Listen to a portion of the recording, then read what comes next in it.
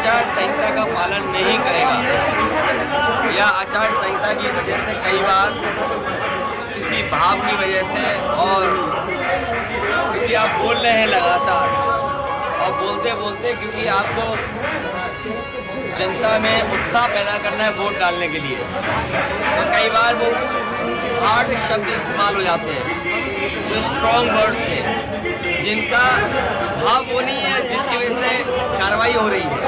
भाव दूसरा है कि ज़्यादा वोट डालें।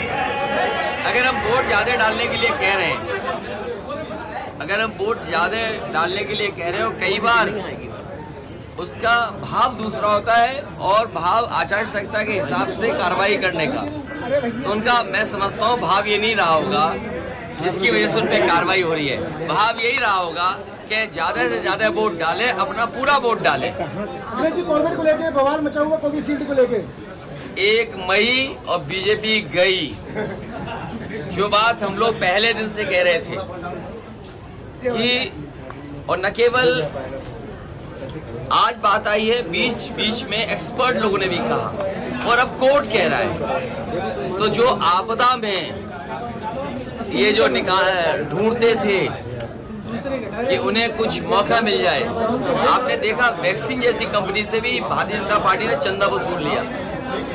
सोचो उन पे क्या गुजरती होगी जिन पे वैक्सीन लगने के बाद सर्टिफिकेट है।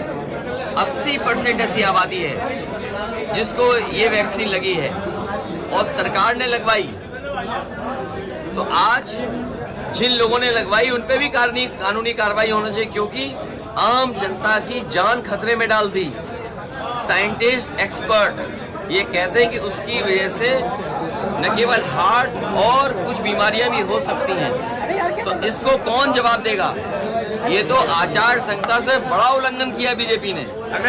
ये तो हमारे और आपके स्वास्थ्य से खिलवाड़ कर दी। केशव प्रसाद मौर्य ने कहा है कि विपक्षी गठबंधन आईसीयू में है और इनको जनता ऑक्सीजन नहीं देगी। इनकी बातें मत सुनो, इनकी बातें न सुनो। राष्ट्रपिता महात्मा गांधी कह गए हैं कि न गलत सुनो न गलत कहो।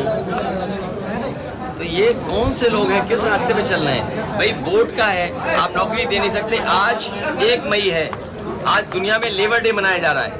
उन्हें सोचना चाहिए कि जिन नौजवानों को उन्होंने बेरोजगार रखा है, और जो लेबर ऑर्गेनाइजेशन की रिपोर्ट है वो ये कहती है कि भारत में 83% लोग बेरोजगार हैं। अगर भारत में 83% बेरोजगार हैं और किसान दुखी है, नौजवान के हाथ में नौकरी नहीं है, पेपर लीक किया है, तो इस बार भारतीय जनता पार्टी आईसीयू में जाएगी और मई शुरू हो गई। भारतीय जनता पार्टी की विदाई होना तय है, जाना तय है।